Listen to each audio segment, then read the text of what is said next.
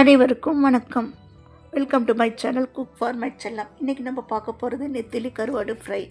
50 gram நெத்திலி கருவாடு எடுத்துக்கிறேன். இதுக்கு பார்த்திங்கனாக்கா 10 சின்ன வெங்காயத்தை பொடுசாக நறுக்கிக்கோங்க.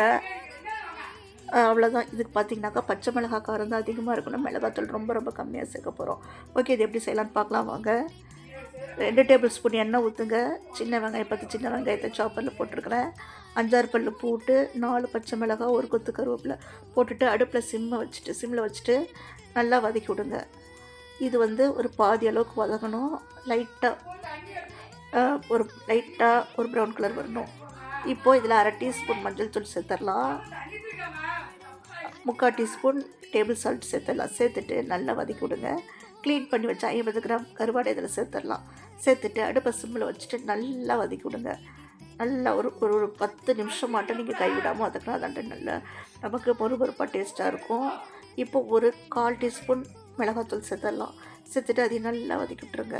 இந்த கருவாடு ஃப்ரை பார்த்திங்கனாக்கா பழைய சாதத்துக்கும் சுடு சாதத்துக்கு சுடு கஞ்சிக்கு ஊற்றி நீங்கள் சாப்பிட்டாலும் ரொம்பவே டேஸ்ட்டாக இருக்கும். வேறு லெவலில் இருக்கும்.